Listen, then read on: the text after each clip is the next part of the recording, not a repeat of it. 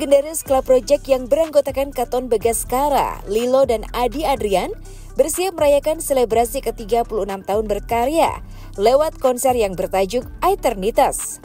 Konser yang digagas oleh Club Corporation yang berkolaborasi dengan Keystone Clay Indonesia akan diselenggarakan di Istora Senayan, Jakarta Pusat pada 25 Oktober 2024. Selain itu, untuk menyempurnakan konser ini, Club Project juga menunjuk Eddie Kemot yang akan bertindak sebagai Creative Director. Drummer Sringai itu berencana akan menyajikan konsep panggung yang spektakuler untuk konser ini. Lantas bagaimana persiapan Club Project untuk merayakan hari ulang tahunnya yang ke-36? Seperti biasanya. Konser itu kan experience ya. Dan bagusnya konser tunggal itu kan dibikin sama klanya sendiri. Berarti konsepnya, pengalamannya, tata multimedianya dibuat sync semua sama lagu-lagunya. Aransemennya juga kita sesuaikan dengan kebutuhan kita, menyampaikan tadi soal eternitas. Jadi nggak akan pernah pengalaman ini dirasakan di konser-konser regular lainnya. Nggak mungkin juga pengalaman ini akan dirasakan di konser festival, atau kemarin kita ada konser JSI ya, konser JSI itu juga bukan konsepnya kita gitu. Berarti yang datang ke sana pasti akan merasa sangat personal untuk nonton konsernya. Dinamika disesuaikan dengan tata multimedia dan keinginannya Club. Banyak kemauan Club itu yang mesti diterjemahkan dengan baik oleh seorang director seperti Eddie Kemot yang memang sudah sangat pengalaman. Kita bikin tata musiknya surround untuk pertama kali, kita ada center stage, makanya ada penonton yang ngelihat center stage buat apa? Kalau Coldplay aja ada center stage, Club juga ada center stage. Nah di situ kan kita jadi intimate, kita dikelilingi oleh penonton, kita menjadi bagian dari penonton, bukan cuma sekedar di main stage. Gitu. Berarti ini pertama kalinya main di center stage atau seperti apa? Kayaknya iya ya, bener nggak? Kita pernah ya tampil di center stage? Kayaknya belum pernah ya? Enggak, ada center stage-nya, jadi panggungnya ada dua. Ada dua. Berapa lagu Mas kalau boleh tahu akan? Yang pasti bisa 30 lagu mungkin ya. Bisa 30, tapi kita belum berhitung karena semua disesuaikan dengan waktu dan disesuaikan juga dengan dinamika dari aransemen kita. Aransemen kita kan selalu fresh, selalu baru ya. Bukan aransemen yang biasa. Kalau tadi sempat nonton ya konser tahun lalu, kelihatan banget gitu aransemen dan experience-nya itu beda. Memang Club bukan band yang lagu itu dimainkan sesuai lagu asli, kemudian penonton hanya sing along, tapi penonton diajak juga untuk bisa mengapresiasi aransemen musik Club, mengapresiasi permainan dari Lilo, dari Adi, maupun dari harmonisan dari pemain-pemain tamu kita. Nah ini, biasanya kita 5 tahun konser, walaupun itu pernah ada jeda juga kita bikin konser etnik di Taman Ismail Marzuki, konser Jakarta, tapi hari ini, atau bukan hari ini, maksudnya untuk tanggal 25 Oktober kita bikin setahun kemudian, karena itu tadi angka 36 eternitas. Saya percaya dengan numerologi 3 tambah 6 itu 9 dan anak-anak juga mendukung itu. Kenapa nggak sih kita bikin lagi dan menjadi sebuah klimaks dari perayaan 35 yang kemarin gitu. Kalau untuk kolaborasi dengan, mungkin tadi kan sempat nyinggung soal Gen Z, ada nggak penyanyi-penyanyi? Pasti ada, tapi kita emang nggak bisa bocorin di sini. Mungkin cewek atau cowok Mas? Cewek juga, cowok juga. LGBT lah. Mas, nggak khawatir kalau misalnya konser ini membuat baru setahun nih konser kemarin, konser lagi? Kita nggak ada khawatir, kalau khawatir kita pasti nggak akan bikin konser lagi. Nah, maksudnya fans akan bosan, jenuh gitu loh. Nggak bakal bosan karena aransemen dan semua produksinya beda banget. Ya. Mas tadi berbicara soal pensi, Club sendiri Gen Z apa pensi? pensi. Club sendiri katanya memilih nggak pernah tampil dalam acara pensi. Itu mungkin kenapa? Sebuah usulan yang bagus sih. Mungkin kalau kita kasih harga kita murah banget mungkin jadi bisa ya. Tapi kan bukan jadi masalah harga, tapi masalah dari animonya Club tuh sampai di mana, dan ini bisa kita bicarakan kembali, kita bisa review. Mungkin kalau support dari teman-teman juga bisa bikin, membuat kita tergugah untuk manggung di pensi, kita akan lakukan. Maksudnya 30 seperti apa? Ya pokoknya kita dikelola oleh sebuah PT ya. PT kita ini luar biasa, sangat mensupport kita dan sangat membantu kita untuk selalu jadi abadi gitu. Mudah-mudahan sih berjalan terus. Dan Club tuh selalu membiayai sendiri karena kita punya company. Mas berapa tiket sih? Kapasitas penonton. Ya itu yang bisa jawab sih yang tadi Mbak Mira sama Mas Kemot ya tadi ya. Tadi Mas Lilo bilang 3 jam itu di Dewa 4 kali ganti vokalis. Nah, ini iklan ini kuat banget Mas Katon. Rahasianya apa Iya, Mas? bukan maksudnya dia kan kelab vokalisnya cuma satu gitu maksudnya. Maksudnya dia kata Mulan gila juga lu 3 jam dengan satu penyanyi gitu ya. Dia memuji gitu loh maksudnya. Sini di. Oke. Nah, di tengah nih. Ngapain? Ya ngobrol-ngobrol. Oh, ngobrol. Oke.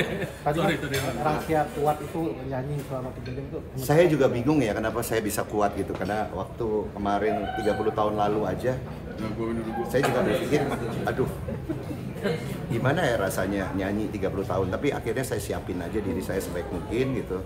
Untungnya saya bisa sering suka treadmill, suka jaga makan, ada meditasi, akhirnya itu stamina itu jadi akhirnya kerasa gitu pas lagi show tunggal gitu. Persiapannya berapa lama tuh yang jelang kon itu yang intensifnya berapa lama? Persiapan kita sebulan ya dia, sebulan. Cuma sebulan sebelum. Tapi persiapan ide Udah itu sebelumnya. jauh, tapi merealisasikan bukan ininya lah latihan apa segala macam itu sebulan. Tapi misalnya kayak tadi Katon itu kita tahu juga nggak mungkin lah terus-terusan nyanyi aja. Iya. Jadi kayak ada jeda di sini, Iya. ada Lilo main kapan, Iya. ada bintang tamu. Nggak mungkin kan langsung 3 jam itu di atas Iya, panggung iya. terus gitu. Jadi itu, tapi orang rasanya nggak kerasa kehilangan Katon atau apa, Iya, iya. ya kan. Jadi, nah disitulah kita harus perhatikan hal-hal seperti itu.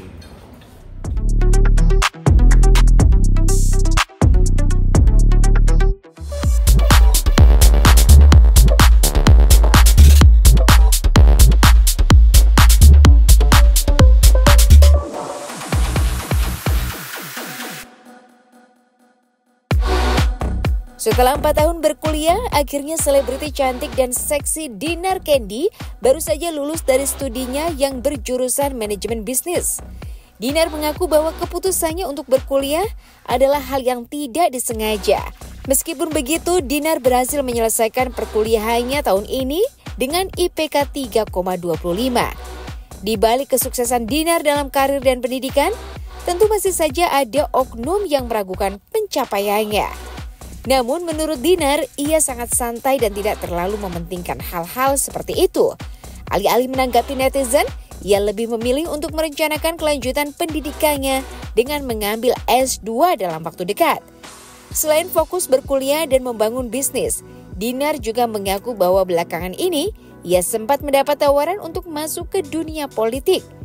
Kendati demikian, Dinar dengan tegas menolak tawaran tersebut karena merasa itu bukan bidang yang ia kuasai. Lantas akankah suatu saat Dinar berubah pikiran dan bergabung ke dunia politik setelah menyelesaikan S2-nya?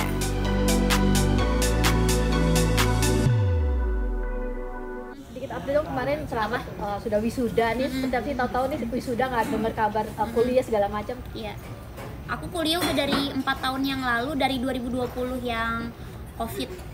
Pas COVID itu kayak ada promo di sosmed gitu kan, terus bisa kuliah online. Akhirnya tuh kan nggak ngapa-ngapain tuh, kayak syuting nggak ada, terus DJ nggak ada. Akhirnya aku daftar kuliah. Tapi aku pas daftar kuliah aku udah tekenin ke diri aku ini harus sampai lulus. Karena dulu aku kuliah di Bandung tuh nggak lulus sampai semester 5 doang, gara-gara aku ngejar pengen jadi DJ, terus ngejar syuting zaman dulu tuh, jadi nggak lulus sampai semester 5 doang. Jadi udah ada tekad gitu dari 2020 tuh aku pokoknya harus lulus kayak gitu. Ambil ke fakultas apa? Bisnis manajemen, jurusannya bisnis manajemen. Berapa tahun total ngerampat? 4 tahun. Jadi yang 2 tahunnya itu kuliah online. Nah yang 1 tahunnya itu ada yang online-nya, ada yang langsung tatap muka ke kelas. Nah yang setahun terakhir itu, wah itu berat banget. Jadi aku ada show, itu harus masuk kelas terus. Jadi akhirnya aku sering bolong, terus aku minta kayak dikasih ini aja apa pekerjaan apa namanya kayak PR gitu, banyak banget dikasih esai gitu-gitu. Kenapa ambil bisnis? Pengen jadi pengusaha sih ke depannya. Cuman aku udah coba jadi pengusaha sakit kepala ternyata. Sakit kepala itu beneran dengan entertain kalau memang. Cuman entertain ini kan kita capek di fisik. Kalau bisnis itu capek di otak. Ayo aku udah coba banget ini, Mas tuh udah kayak gak kuat aku. Lulus kuliah 4 tahun kan artinya tepat waktu, terus Tete juga mesti nge-DJ, terus kan juga sekarang terjun ke dunia nyanyi gitu. Itu gimana sih rasa syukurnya bisa pendidikan bisa selesai, terus juga kerjaan masih berjalan dengan lancar gitu? Ya aku bersyukur banget, kayak waktu itu kan ada sidang juga kan, sidang skripsi kayak gitu. Itu tuh kayak deg-degan gitu, aku takut nggak lulus, kayak materi yang aku bawa ini bakal lulus atau enggak ya, karena kan pas sidang tuh kan ada beberapa dosen tuh, itu tuh aku udah keringetan, udah kayak takut ngejelasinnya, takut belepotan kan, kayak gitu kan, deg-degan. Cuman untungnya aku lulus kayak gitu, karena kan jadi sebelum sidang skripsi itu yang aku pakai itu adalah materi yang bisnis aku jalanin, kayak bisnis club gitu, bisnis cafe yang buat hiburan kayak gitu. Jadi mungkin aku presentasenya tuh kayak udah praktek kayak gitu, jadinya lulus. IP berapa Teh kemarin? 3,25. Teh, itu netizen berpandangan bahwa tempat Tete ini kok tiba-tiba nggak pernah tatap muka, tahu-tahu wisuda segala macam. Penyiaran ini menanggapinya gimana sih Teh? Ya itu mah dia nggak pernah detail aja, orang aku sering upload kok, aku kuliah bawa tas LV, kan aku sering kayak lagi di kampus kayak gitu, terus lagi kuliah bawa tas Hermes, itu kan kalau yang suka lihat IG aku mungkin yang detail ya, yang followers aku tahu mereka aku kuliah kayak gitu. Sering kayak tuh kayak aku lagi show di Surabaya atau di Jawa Timur, aku ngambil kuliah, atau kalau enggak aku kuliah nih, jadi malamnya itu udah dicariin show sama manajer aku, jadi kuliah pagi nih kayak jam 7 pesawat sampai sore, nanti tuh malamnya show. Dan kenapa harus ke Surabaya? Ya daftarnya waktu itu Surabaya, jadi yang ada apa ya, waktu itu promonya itu ternyata itu tuh kampusnya memang Surabaya, jadi dia tuh udah kampus Surabaya sama Tangerang kalau nggak salah si kampusnya itu, cuman aku ambil yang di Surabaya. Ilmu bisnis itu ya, bisnisnya itu nanti akan dipakai nanti setelah udah nanti kalau udah nggak berkarir di infotainment, di entertain atau gimana sih? Sekarang dari sekarang aku pakai ilmunya kayak gitu, karena kan kayak memanage uang juga kayaknya aku sekarang lebih apa ya, lebih rapih lah kayak gitu. Jadi kalau dulu masih sembrono, tapi kan sekarang kayak tahu ilmunya kayak gitu, makanya kan aku kayak bikin bisnis cafe atau klub kayak gitu buat mengasah ilmu itu. Jadi kan ilmu itu nggak mau bazir ya, enggak nanti aja kalau udah nggak di entertain baru aku pakai, aku pakai gandeng Asia. Ada keinginan mau lanjut juga nggak Teh? Jadi kemarin tuh pas habis S1 kan aku bawa bapak aku, terus mungkin nggak tahu ya kayak dosen itu kayak seneng aja gitu aku bawa bapak aku, kan gandeng bapak aku, terus aku dipanggil, terus dibilang Dinar langsung aja lanjut S2 kayak gitu. Jadi kalau nanti ditunda setahun nanti males lagi, insya Allah sih lanjut ya, tapi kita lihat kesibukan juga, tapi sih kayaknya lanjut sih. Kapan mulai? belum pendaftaran sih, cuman tadi aku sih bilangnya iya dulu kan, ada yang masuk ada yang enggak, aku milihnya enggak gitu. Nah untuk sekarang sendiri apa Dina tidak tertarik dengan melihat banyak artis yang masuk politik? Buat saat ini tidak tertarik sih, aku pengennya bisnis aja gitu, nanti kalau teman-teman kalau politik jadi teman aja gitu. Udah. Apanya? Bisnis. Kalau jadi pembisnis itu harus tangguh. Kalau kamu cuman kayak misalkan aku nyesel ini uangnya hilang, itu nggak akan pernah belajar. Ya memang resiko bisnis seperti itu, resiko bisnis, dan kita belajar. Nantilah kalau aku sukses nanti aku preskonnya. Kalau aku sih gigih sih, walaupun sebenarnya kayak capek banget kayak dihajar sama pengusaha lain yang mungkin terlihat iri, atau nggak tahu sih, kalau menurut aku sih mafia ya, dihajar kanan kiri, aku masih tetap berdiri sih, walaupun aku kayak masih muda. Yang lain itu kaya banget itu yang ngehajar aku tuh, yang mungkin aset.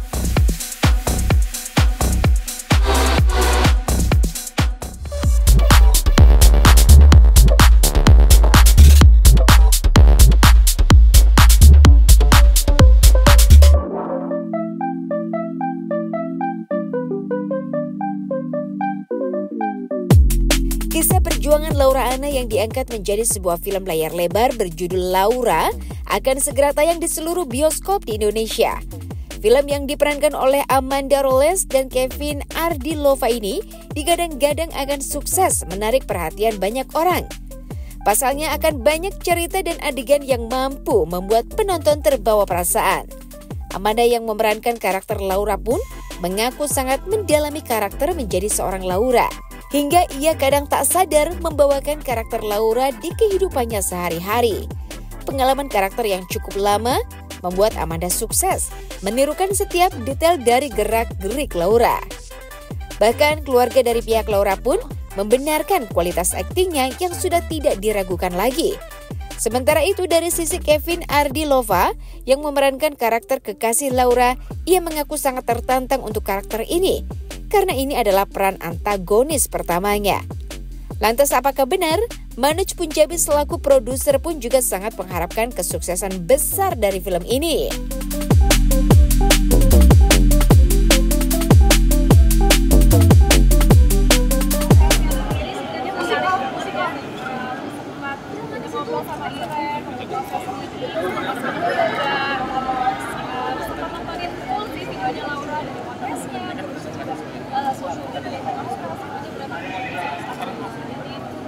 Menarik banget sih, challenging banget karena awal tuh sempat bener-bener lulas ngerasa kayak wah ini kayaknya nggak akan bisa dapet sih Laura, tapi lama-lama aku tontonin terus dan banyak ngobrol juga sama Kevin gitu kan, dia pernah bilang kan nggak usah mikirin bentuknya dulu, rasanya dulu aja yang penting dapat, maksudnya nanti dikasih bentuknya lama-lama oh iya ya dapet juga nih suaranya gitu, terus itu sih menyenangkan banget.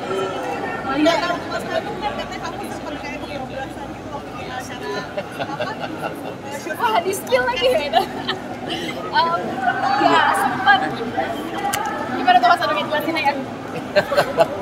Kamu ngerasain apa? Ngerasanya tuh kayak aku bisa ngerasain Laura banget gitu, kayak aku bisa ngerasain pada momen itu apa yang sebenarnya ada dalam hatinya Laura. Padahal adegannya itu aku nggak boleh nangis ya Mas Andri, karena kan mau dibikin persis sama adegan yang asli gitu. Tapi kok keluarnya beda, keluarnya kayak isi hati Laura sesungguhnya gitu. Ya mungkin dia selalu simpan selama ini. Anda bisa ceritain katanya kamu mimpiin Laura setelah syuting itu gimana, bener? Aku sempat cerita sih sama Iren, kita berdua mimpiin sebenarnya.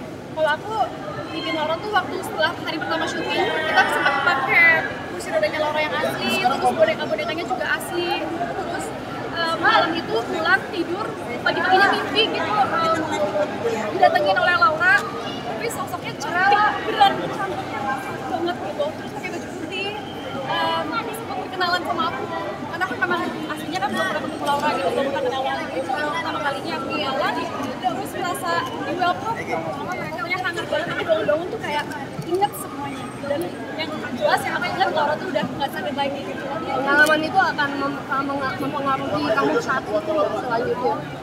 Mempengaruhi iya, karena aku jadi ngerasa wah udah disetujuin nih, atau misalnya udah diizinkan untuk memerankan istilahnya lah kayak gitu perasaannya.